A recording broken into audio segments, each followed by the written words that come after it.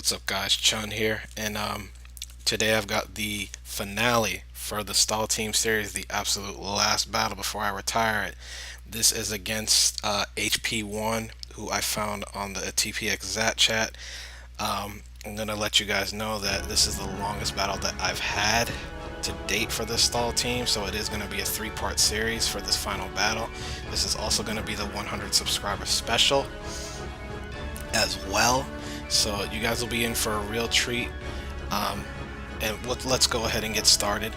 I had the immediate advantage, so I went ahead and set up the stealth rock since it's a priority for this team, and it limits flying types and anything else that's immune to spikes. I assumed it was some type of lead Tyranitar, and he didn't want to risk getting earthquaked, so he goes to Skarmory here, and I end up going to Fortress to get the hazards up right off the bat, so I don't have to worry about bringing Fortress in later and to try and set them up. I figured that since Skarmory isn't in the lead spot, it wouldn't have taunt, so I had the advantage since I can spin and Skarmory can't if we want to get into a hazard war. Now I thought I would get to see who his Fortress switch-in was since I was assuming an offensive team, so I go ahead and get my first layer down. I figured even if he whirlwinds, most of my guys are pretty self-sufficient in the recovery department and can either damage or disrupt Skarmory somehow. Then he only has one layer at the moment, but he's got Roar, which is definitely interesting. I also thought he might know I have the advantage in the Hazards War as far as knowing that Fortress can rapid spin. But anyway, I get phased into the worst possible poke to deal with Skarmory, my Spiritomb. And Spiritomb is no Rotom, so I can't really touch Skarmory. I really don't know what to do here. He basically has a free turn to get more spikes or phase, so I just Dark Pulse, hoping to gauge what type of spread he's running on Skarmory. And after seeing the Roar, I figured it might be physically defensive, and it turns out that it is. So amazingly, he switches to Cresselia, most likely predicting the Will-O-Wisp. And because it turns out this Cresselia is a Psycho Shift Cresselia, which would explain why he switched it in on Spiritomb. I do think for a long time here about who to go to, and I had a hunch it was Psycho Shift, seeing as I saw the Flame Orb. But and I almost went to Heatran just to avoid the burn, but in the end I do decide to go to Fortress here. Now, it does seem like that would be a bad switch at first, because on the negative side I won't be able to check any bulky ghosts that he might have if he's got a Rotom, because I'm going to be burned and Payback's not going to be doing a lot of damage. But I figured that Fortress, after he lays hazards and spins the hazards on my side of the field away, it's pretty much going to be dead weight. That, and I don't think I wanted to reveal Heatran just yet at the time. But in hindsight, I wonder if Heatran was the better switch in here, and he could have baited Tyranitar back in. I could have baited Tyranitar back in and did a double switch to Hippowdon or even Slowbro. But now that he's got this Psycho Shift on Fortress, I'm not even going to be able to one-hit KO a Gengar now, so that really sucks. But them's the breaks. I'm going to have to just go ahead and proceed with the plan here. So at this point, after we get the secondary effects, once those finish up, I am going to go ahead and set up a layer of Toxic Spikes, just in case he has anything else that might be grounded, like a grass type. At absolute worst, at least his Tyranitar will get put on some type of timer. Even if it isn't toxic poison, I'll settle for regular poison. But you guys are going to see what his next switch-in is here in a second. I think I was debating what type of layer I wanted to put down first, and he brings out Tentacruel. So I literally face-palmed here, because basically I set up the Toxic Spikes, but until I can get rid of this guy, Toxic Spikes is going to be pointless, because he can just come in whenever he wants, absorb the Toxic Spikes, and spin the rest of my stuff away. So it's going to be pretty pointless. So I am fearing the rapid spin, since I don't feel like starting over with hazards and risking limiting my options, because I want to be able to heal and phase later on and not waste turns trying to get hazards set up again. And if I stay in and he spins, I essentially lose 3 turns. So I go back to Spiritomb, predicting the rapid spin, but he surfs. Now, I guess Venusaur was an option. Maybe I could have predicted him to predict me to go to Spiritomb. But again, I did want to protect my hazards. That was my #1 priority. And I'd end up switching around, which would probably be a good thing since it's here that I notice his Life Orb. So this is not your standard support Tentacruel set. This is an offensive variant. It hits pretty hard with its Surf actually, but I was fearing he would go for the 2-hit KO, so I'm gonna go to Venusaur now. But he's gonna switch to Skarmory. So I figured that I hadn't revealed Venusaur yet, so I figured since he saw that I Dark Pulsed earlier, he knew that Spiritomb couldn't touch Skarmory, which would be the reason why he switched in his Skarmory. But Spiritomb is my backup win condition, as if you guys, for anyone that's been watching this series, you know, just in case things get dicey, because it's very similar to Crocoon, and I might need to block Rapid Spin later on, so... But I was really kicking myself because I could have rested up that turn instead of going to Venusaur, and now I'm at a disadvantage once again. Or am I? I'm gonna go for the Protect, just to scout for the Brave Bird. It's pretty risky because he could have gotten a free layer predicting my switch again. But the second move that surprises me, he's gonna go for here. So he's actually not packing Brave Bird on this Skarmory, and I guess I shouldn't have been that surprised, but I still was. So he's packing Aerial Ace. So at this point, I don't really fear Skarmory at all, at least not as an offensive threat, because he'll just generally be annoying. So I'm starting to get the feeling that he might breed his Pokemon, maybe, but he doesn't have the egg moves on some of them. So after seeing the Aerial Ace, I'm gonna stay in, and I'm just gonna go for the Leech Seed at this point, because I know I can take an Aerial Ace with the spread that I'm running on this Venusaur. So after the Black Sludge recovery and the Leech Seed recovery, it's gonna be a 4-hit KO despite the fact that it's super effective. So he's really not gonna be going anywhere trying to get damage on me. So it is at this point that he probably realizes that. So he is gonna make another switch here once all the secondary effects happen. And he's actually going to go back to Tentacruel. And most likely because he wasn't liking the damage output that Aerial Ace was doing. So I got super excited because I'm gonna go for the Sleep Powder. Now, also he might have predicted me to predict his switch and go for the Leech Seed again, and or he maybe could have predicted me to Protect, because if Tentacruel's got Liquid Ooze, Leech Seed is really bad on it, because then I'll just keep losing health, so instead of gaining it. But unfortunately, I missed the Sleep Powder. I was trying to take something out of the match entirely, at least for a couple of turns, whether he stayed in with Skarmory or he went to something else, but it's not a huge deal. But it would have been nice, since now I have to decide if I want to take an Ice Beam or not. The good thing is, between the Hazard, Sand, and his own Life Orb, Tentacruel really isn't looking too hot right now. So it is at this point that I am going to decide to reveal Slowbro, knowing that the Ice Beam is pretty obvious, because he does want to do more damage, else why would he switch to Tentacruel in the first place? So that is exactly what I'm going to do. I am going to reveal Slowbro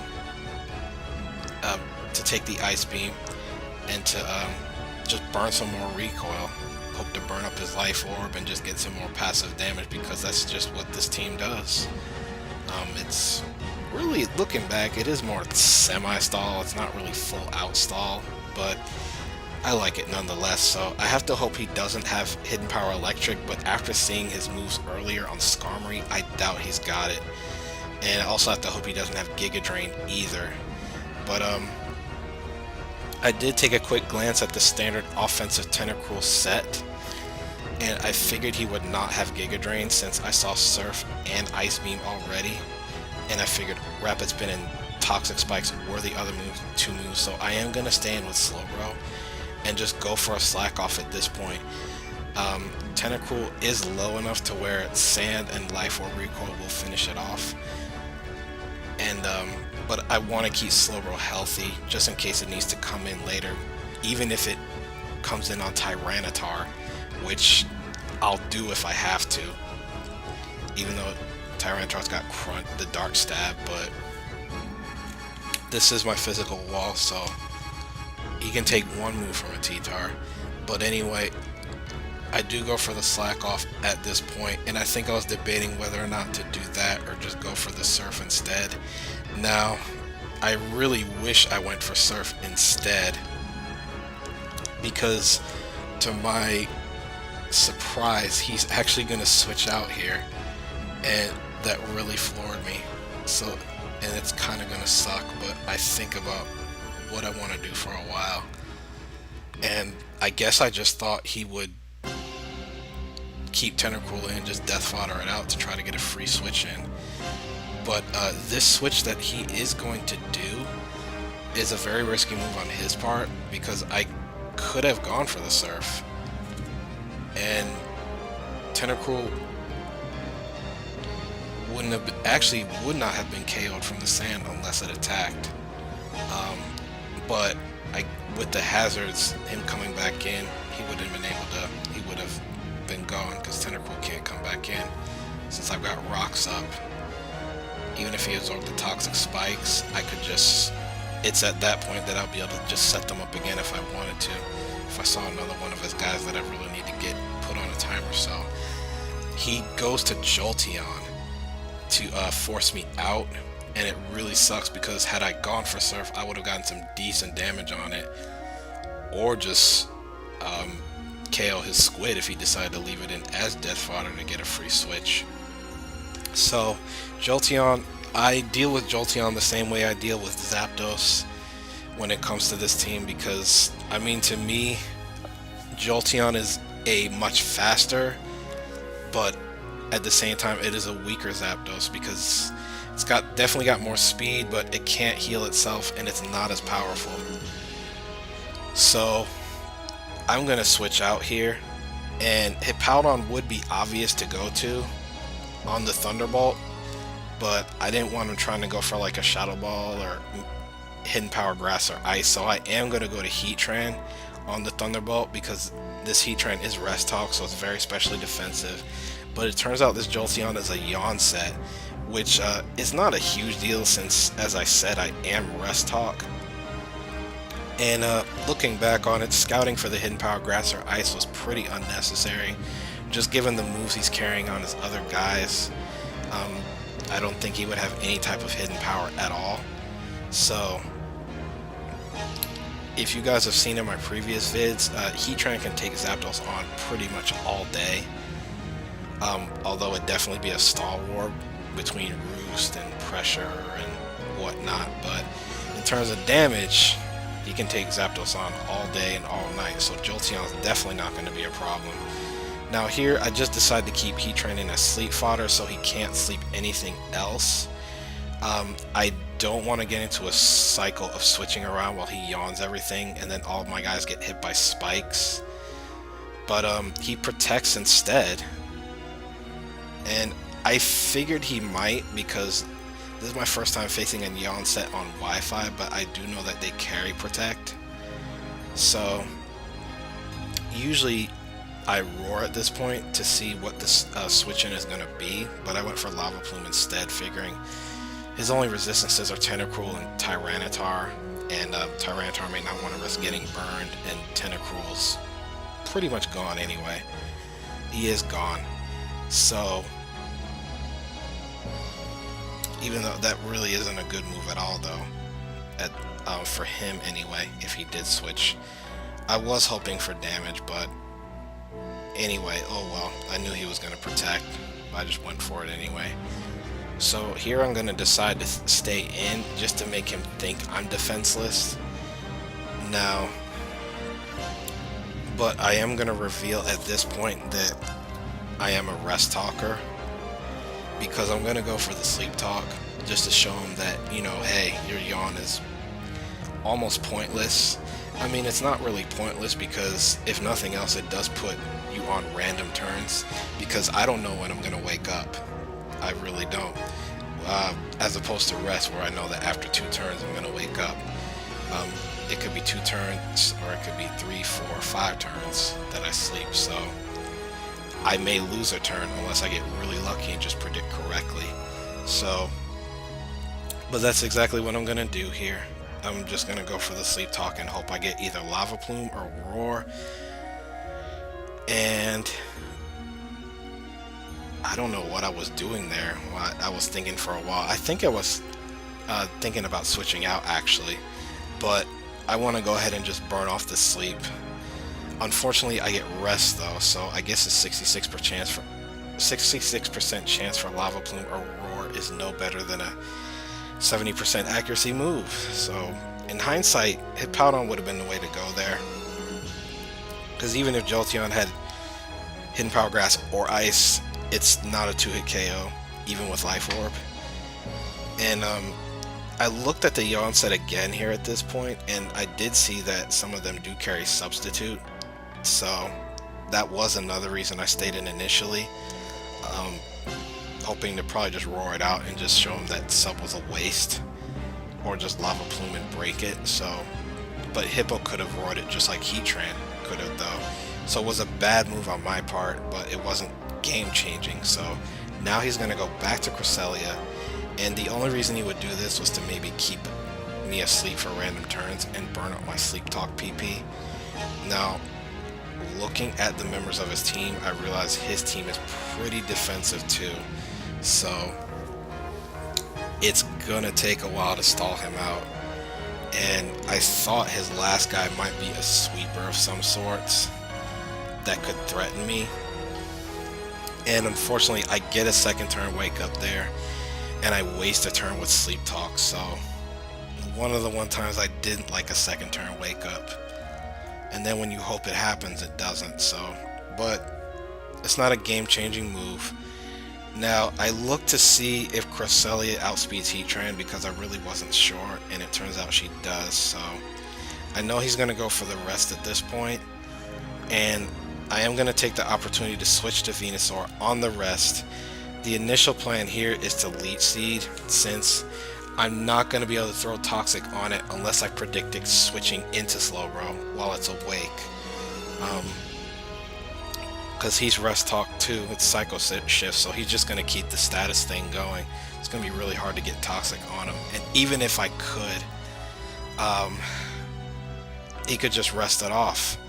So, but here I decide to switch up at the last minute, fearing that he might Sleep Talk Psycho Shift and put Venusaur to sleep, and I don't want that. So I decide I am going to switch to Fortress, expecting him to stay in and Sleep Talk, trying to get Psycho Shift, since Fortress is already burned, and I can use the next turn to get a free spin or another layer. But he switches to Tentacruel, which surprised me. But maybe he wanted me to waste a Protect or a Leech Seed by using it as death fodder now. So I go ahead and I just proceed with the plan, but I am at a disadvantage because he can just bring something in to deal with Fortress and force me out. So he's thinking about who he wants to send in to force me out, and he's going to end up picking Jolteon. And here I make a pretty big mistake, because I thought I could take a Thunderbolt, since I'm so specially defensive, and spin the hazards off my side of the field, but unfortunately that's not going to be the case. I should have gone to Hippowdon here, or if I wanted to burn more Life Orb recoil, go to Heatran, but now I just have to, the only thing I've got now is Stealth Rock and a layer of spikes, so that's what I'm going to have to work with. But at least I got something down, and if nothing else, I do have other moves Leet Seeds, Lava Plume, and Toxic to put stuff on timer. So I'm really gonna have to put my Firewater Grass Core to work in that regard if it comes down to that. So now here I decided to just make up for the last turn here. Um, I'm gonna bring Heatran in on the free switch in, and I'm just gonna go right ahead for the rest. And I know there's nothing else he can do here, but he is gonna go for the Yawn. But Thunderbolt would have been a much better move on his part, because he could have tried to get the crit, and so he basically wastes a turn. The rest is just going to cancel Yawn out, since I'll already be asleep by the time Yawn takes effect. So Thunderbolt would have been much better on his part, because at least maybe it still wouldn't have taken out Heatran, but hey, that's the way it goes. But anyway, guys, this is going to be the end of part 1. Definitely stay tuned for what's going to happen in parts 2 and 3. And yeah, that is pretty much it, guys. Stay tuned for the rest of the finale, and Chun is out. Peace.